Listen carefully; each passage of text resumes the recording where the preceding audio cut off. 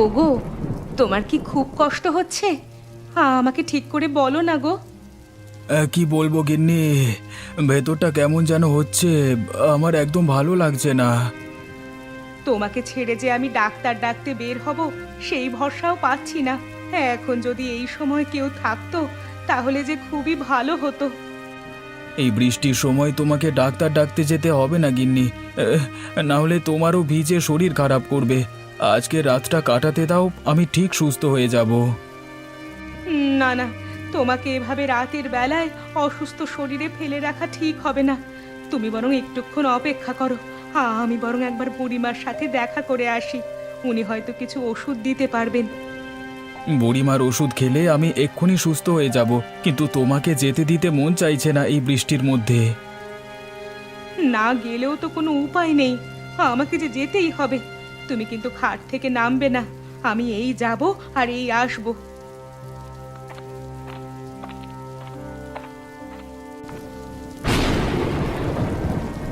বুড়িমা, বাড়িতে আছেন?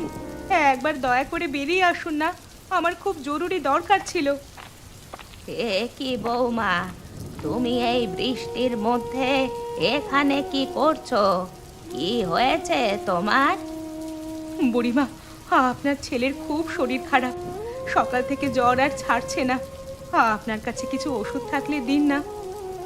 সে কি বৌমা, তাহলে তো আমাকে এক্ষুনি ওখানে যেতে হয়। চলো চলো।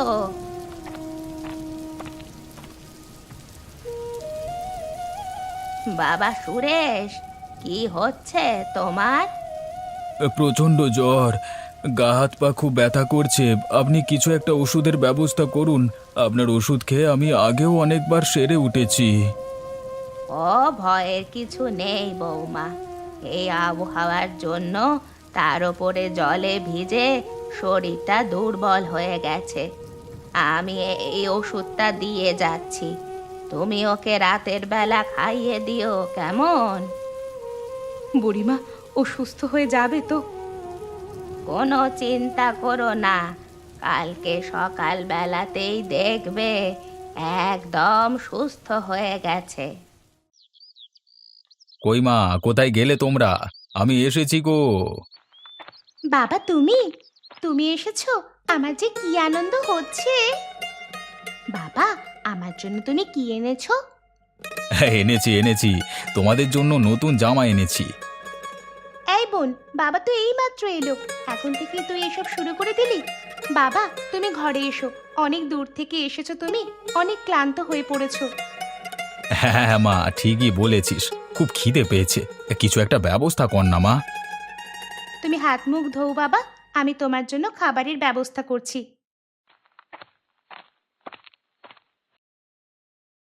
উম আহা মা, তোর হাতের রান্নার স্বাদ কিন্তু দারুণ হয়েছে। বাইরে থাকলে তোর হাতের রান্না খেতে খুব মন চায় রে। সত্যি, আমাদেরও তোমার জন্য খুব মন খারাপ করে বাবা। তোর ঠাকুমাকে তো দেখতে পাচ্ছি না, কোথায় গেছে সে? কোথায় আবার যাবে বাবা? ঠাকুমা কি ঘরে থাকবে? সে অন্য লোকের বাড়িতে কাজ করতে গেছে। আমি কতবার করে বারণ করেছি, বলেছি আমরা দুজন কাজে যাচ্ছি, কিন্তু সে কথা ঠাকুরমা শুনবেই না। আসলে বয়সটা তো অনেকটা হলো, তাই ভয় হয়। তো ঠাকুমা আজকে এলে একটু বোঝাতে হবে ভালো করে। বাবা, আমার জন্য কি জামা এনেছো তুমি? বুঝতে পারছি রে মা, আমি খেয়ে নি, তারপর তোদের জন্য কি কি এনেছি সেটা আমি দেখাচ্ছি।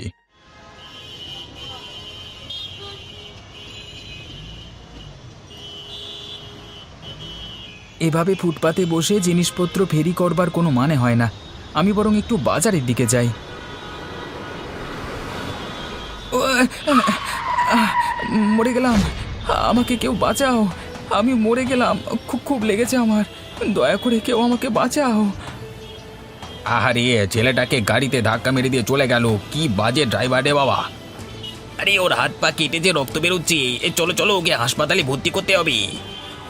হ্যাঁ হ্যাঁ, এক্ষুনি ছেলেটাকে হাসপাতালে ভর্তি করতে হবে, না হলে হিতে বিপরীত হবে। কই ভাই সুরেশ, কেমন আছিস রে ভাই তুই? কোথায় তোমরা সব? আরে শ্যামল দা যে, তা তুমি কবে এলে? কালকে তো তোমাদের বাড়িতে গেলাম, তোমাকে তো দেখতে পেলাম না।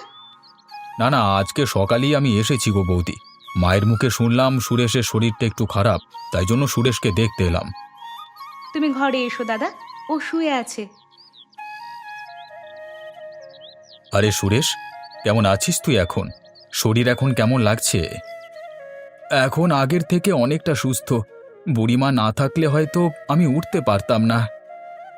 তুই তো জানিস, মা অনেক দিন থেকেই আয়ুর্বেদিক ওষুধ করেন। সেই ওষুধ আমরা তো ছোট থেকেই খেয়েছি। আমি এখনো খাই ভাই। ওষুধের দিক থেকে আমরা বুড়িমাকে বেশি বিশ্বাস করি। বুড়িমার ওষুধ মানে আমি সুস্থ হবই হব। তা তুই কবে এলি? আমি আজকে এসেছি। এসেই মায়ের মুখে তোর কথা শুনে দেখতে চলে এলাম। আসলে আমার বন্ধু বলতে তো তুই একজন। এই কয়েক মাস বাদ কাজ থেকে ফিরে মনে হয় যে বন্ধুদের সাথে একটু আড্ডা না দিলে হয় না। তা যা বলেছিস ভাই, ছোটবেলার দিনগুলো কত সুন্দর ছিল বল। আর এখন তোর দুটো মেয়ে বড় বড় হয়ে গেল। হ্যাঁ রে ভাই, ওদের জন্যই তো সব কিছু করা। ওদের বিয়ে দিতে হবে, এটাই এখন আমার দায়িত্ব। তা মেয়ের জন্য কি কোনো পাত্র দেখেছিস? এখনো পর্যন্ত কোনো পাত্র দেখিনি, তবে তোকেও বলে রাখছি, তোর সন্ধানে যদি কেউ থাকে তাহলে আমাকে বলিস, কেমন? ঠিক আছে রে, আমি অবশ্যই বলবো। পায়েল এবং দোয়েল তো আমারও মেয়ের মতো। ঠিক আছে সুরেশ, তুই বরং একটু সুস্থ হয়ে নে। বিকেলের দিকে আমি না হয় আবার আসবো, কেমন? সে কি শ্যামলদা, তুমি এতদিন বাদে আমাদের বাড়িতে এলে, কিছু খেয়ে যাও। হবে হবে, সব হবে। পরে না হয় একদিন খেয়ে যাব। হ্যাঁ, এখন চলি। কই রে পায়েল, দোয়েল, কোথায় তোরা? তাড়াতাড়ি আয় মা, বাইরে আয়। একটা বড় অঘটন ঘটে গেছে যে। কি হলো ঠাকুমা, তুমি এরকম করছো কেন? কি হয়েছে? কোনো খারাপ কিছু কি ঘটে গেছে? হ্যাঁ রে মা, তোর ওই বন্ধু নিতিনের একটা পথ দুর্ঘটনা ঘটেছে। সে কি ঠাকুমা, তুমি কোথায় শুনলে এ কথা? আমি রাস্তা দিয়ে আসছিলাম, এমন সময় পাশের শহরের একটা লোককে দেখলাম এখানে এসেছে। আমি জিজ্ঞাসা করাতে নিতিনের ব্যাপারে বলল। কি বললো ঠাকুমা? নিতিন এখন কেমন আছে? তারা বলল নিতিনকে তারা হাসপাতালে ভর্তি করেছে। হাত পা কেটে গেছে, রক্তপাত হয়েছে। খারাপ কিছু হয়নি তো বুড়িমা? উনি তো সেরকম কিছু বললেন না। এখন একবার তোর বাবাকে পাঠাতে হবে।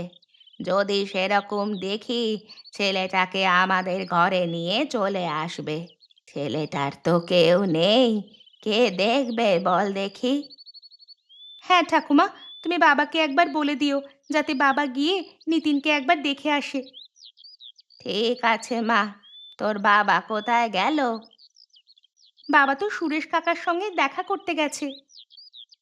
আচ্ছা, তোর বাবা আসুক, আমি বলে দিচ্ছি।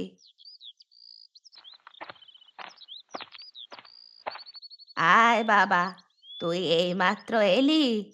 এদিকে যে একটা দুর্ঘটনা ঘটে গেছে। কেন, আবার কি হলো? কারোর কিছু হলো নাকি? পায়েল দোয়েল কোথায়? ওরা ঘরে আছে, রান্না বান্না করছে। শোন না, তুই নিতিনকে চিনিস তো? হ্যাঁ, চিনবো না কেন? কেন, তার কিছু হলো নাকি? নিতিন আজকে শহরে গিয়ে গাড়ির ধাক্কা খেয়ে হাসপাতালে ভর্তি হয়েছে রে। সে কি কথা? এ যে অত্যন্ত খারাপ খবর। তুমি কোথা থেকে জানলে? আমাকে শহরের একটা লোক এসে বলে গেছে। তুই এক কাজ করবি বাবা, তুই একবার হাসপাতালে গিয়ে নিতিনকে দেখে আসবি। সে তো অবশ্যই, দেখে তো আসতেই হবে। ছেলেটার তিন কুলে কেউ নেই। হ্যাঁ রে বাবা, যদি সেরকম দেখিস তাহলে ওকে নিয়ে আমাদের বাড়িতে চলে আসবি। ঠিক আছে মা, তুমি তাহলে আমাকে তাড়াতাড়ি দুটো খেতে দাও। আমি খেয়ে দিয়ে হাসপাতালে চলে যাই। আরে নিতিন, কি করে হলো এসব? কাকা, আপনি এখানে? হ্যাঁ, তোমার কথা শুনে আর থাকতে পারলাম না।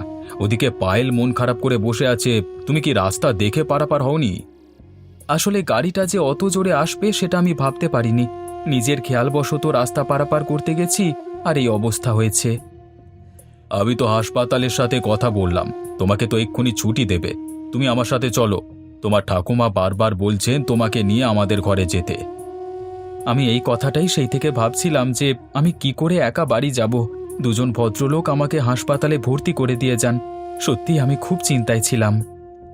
তোমার চিন্তার কোনো কারণ নেই, তোমার ঠাকুমা আর পায়েল আছে তো, ওরা তোমাকে ঠিক সুস্থ করে দেবে। তা তুমি কিসের কাজ করো বাবা? আমি ফেরিওয়ালার কাজ করি। না না, তোমার মতো একজন জোয়ান ছেলের পক্ষে এইসব কাজ ঠিক না। তুমি ঠিক হয়ে নাও, আমি তোমাকে কারখানায় কাজে ঢুকিয়ে দেব। ভালো করে মন দিয়ে কাজ করবে, তাহলে দেখবে ভালোভাবে উন্নতি করতে পারছো। ঠিক আছে কাকা, আপনি যেটা বলবেন সেটাই হবে। হ্যাঁ, এখন চলো, তোমাকে নিয়ে বাড়ি যাই। সকাল থেকে তো কিছুই খাওয়া হয়নি, তোমার কিছু খেতে হবে তো।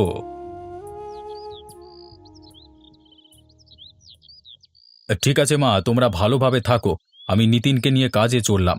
এখানে থেকে ওর কাজ হবে না, ও আমার সাথে কাজে চলুক, ওর জীবন একদম পরিবর্তন হয়ে যাবে। হ্যাঁ বাবা, ভালো করে মন দিয়ে কাজ করিস আর তাড়াতাড়ি কাজ করে ফিরে আসিস, না হলে পায়েলের আবার তোর জন্য মন খারাপ হবে। ঠাকুমা, তুমি যে কি বলো না। ঠিক আছে মা, তোমরা তাহলে থাকো, আমরা এলাম কেমন।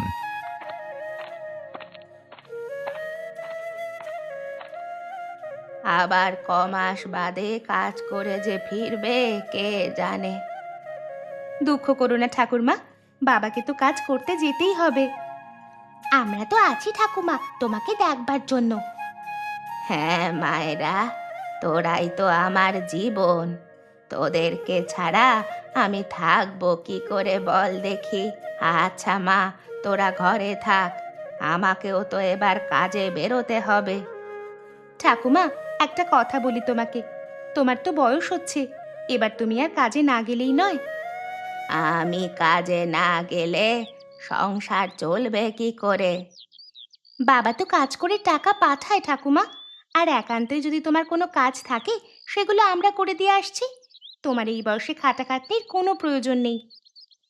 আমি যতদিন কাজ করতে পারি করি না, তারপর তো তোরা আছিস আমার সেবা করার জন্য। আচ্ছা মা, তোরা বস, আমি আসি কেমন।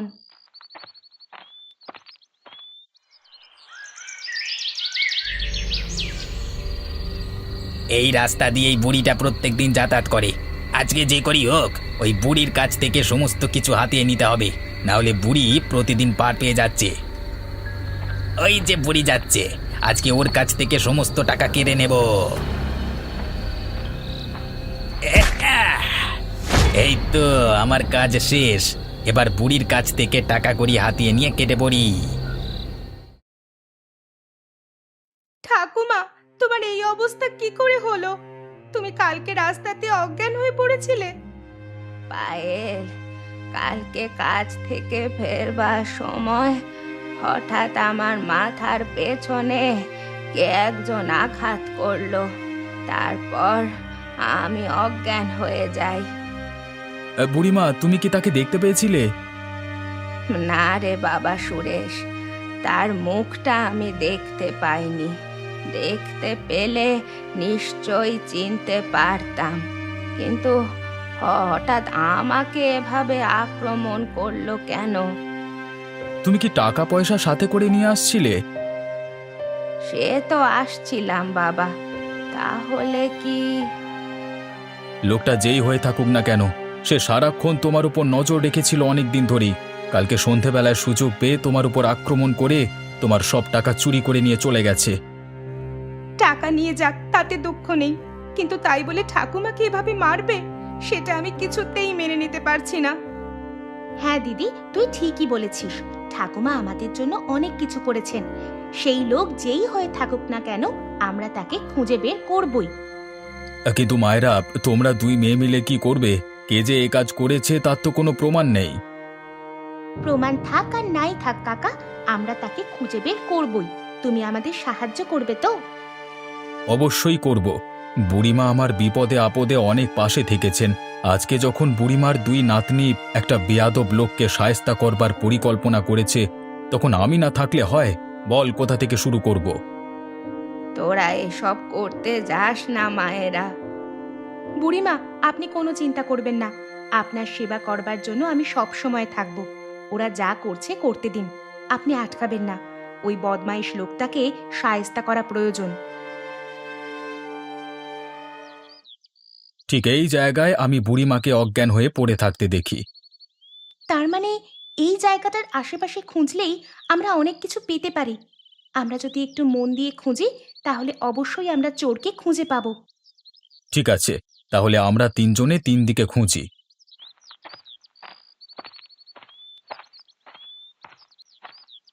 দিদি, তাড়াতাড়ি এদিকে আয়, দেখে যা এখানে কি পেয়েছি। কি পেয়েছিস তুই? এই দেখ, এই ঝোপটার পাশে কতগুলো পোড়া বিড়ি পড়ে আছে। তার মানে লোকটা এখানে বসে বসেই বুড়িমাকে লক্ষ্য করত। ঠিক বলেছ। একটু ভালো করে লক্ষ্য করে দেখো তো, ঝোপের পাশটা দিয়ে একটা হালকা পায়ে চলা পথ আছে। যদিও ভালো করে বোঝা যাচ্ছে না, তবুও বলা যায় যে এই পথ দিয়ে কেউ বা কারা আসা যাওয়া করত। ঠিক বলেছিস পায়েল, তাহলে চল এই পথ ধরে এগিয়ে গিয়েই আমরা দেখি পথটা কোথায় নিয়ে যায়।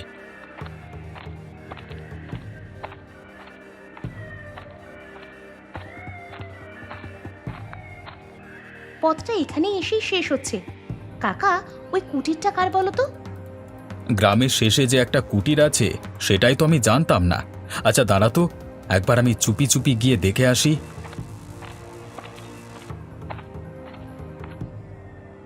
আরে, এই লোকটা এখানে কি করছে? তুমি কি লোকটাকে চেনো? হ্যাঁ, লোকটাকে আমি চিনি। দূরের এক গ্রামে আমি যখন বাজার করতে যেতাম সেই সময় এই লোকটা চুরির দায়ে ধরা পড়েছিল। বলো কি কাকা, তাই নাকি? তাহলে আর বলছি কি পায়েল, সেখান থেকে পালিয়ে এসে এখন এই চোর আমাদের গ্রামে এসে উঠেছে। আর গ্রামের শেষে এই ফাঁকা বাড়িটা পেয়ে এখানে এসে আস্তানা স্থাপন করেছে। ঠিক তাই, আমি নিশ্চিত এই লোকটাই বুড়িমাকে একা পেয়ে আক্রমণ করেছে। এখন একে কিভাবে শায়েস্তা করা যায় বলতো? দাঁড়াও কাকা, আমার মাথায় একটা বুদ্ধি এসেছে। সেই বুদ্ধি মতো তোমাকে কাজ করতে হবে। বাড়িতে কেউ আছেন? কেউ কি আছেন বাড়িতে? একবার দয়া করে বেরিয়ে আসবেন। কে কে এসেছেন? কি চান? শুনলাম নাকি এখানে একজন সুপুত্র থাকে। আসলে আমি বিয়ের প্রস্তাব নিয়ে এসেছি। এই, এই বিয়ের প্রস্তাব? তাই নাকি? তা আসুন আসুন, ভেতরে আসুন। না না, ভেতরে যাব না। তা সেই সুপুত্র কি আপনি? দেখে তো আপনাকেই মনে হচ্ছে। কি সুন্দর গড়ন, হ্যাঁ, মুখটা একদম ভাজা সুস্বাদু পরোটার মতো। আপনাকে দেখি আমার পছন্দ হয়ে যাচ্ছে। না মানে ওই আর কি, আমি সেই সুপুত্র। তা হঠাৎ আমার কাছে, মানে আমার ঠিকানা কোথা থেকে পেলেন? আর বলবেন না, ঘরের মেয়েটার জন্য একটা ভালো পাত্র খুঁজে পাই না।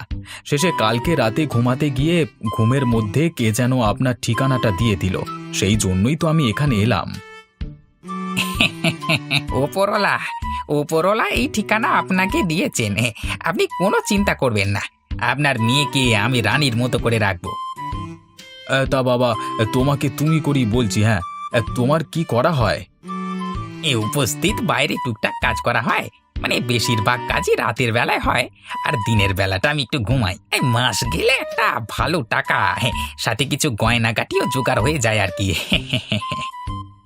অতি উত্তম, অতি উত্তম। তা বাবা, তোমাকে আমার খুব পছন্দ হয়েছে। কিন্তু আমারও তো একবার মেয়েকে দেখা দরকার, তাই না? হ্যাঁ অবশ্যই। তুমি কি আজই যেতে চাও? তাহলে চলো আমার সাথে। চলুন যাওয়া যাক, দিনের বেলায় তো কোনো কাজ থাকে না। একবার আপনার কন্যাকে দেখিয়ে আসি। কই রে পায়েল মা, এই দেখ তোর জন্য সুপাত্রকে একেবারে ধরে নিয়ে এসেছি। কই রে, তাড়াতাড়ি বেরিয়ে আয়। হবু জামাই বাবাজি কি এখানে দাঁড়িয়ে থাকবে নাকি?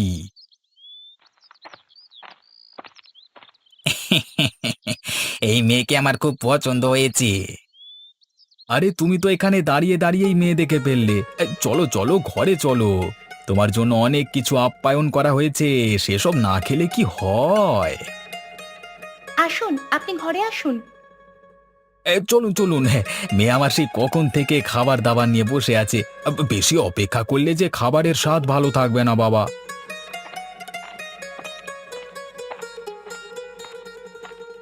আপনি ঘরের দরজা বন্ধ করলেন কেন? না না, ভেতরের কথা বাইরের লোকজন জানলে অসুবিধে আছে। বাইরের লোকের নজর লেগে গেলে খুব অসুবিধে। কই রে মা পায়েল, ওনার জন্য শরবতটা নিয়ে আয় তাড়াতাড়ি।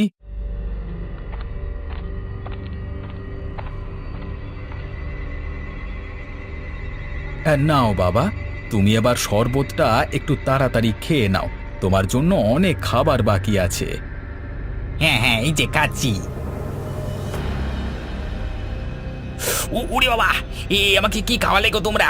হ্যাঁ, আমার যে গলা মুখ সব জ্বলে যাচ্ছে। ওরে বাবা, আমাকে একটু জল দাও, একটু জল দাও আমাকে। আরে তোমার সাথে বোধহয় ইয়ার কি করছে, হ্যাঁ তাই না মা পায়েল? কেমন লাগে? বুড়িমাকে মাথায় মেরে অজ্ঞান করে দেওয়ার সময় মনে ছিল না? ওরে বাবা রে, এটাই আর কি মনে হচ্ছে খান 50 লঙ্কা পিষে এই জলের মধ্যে দেওয়া হয়েছে।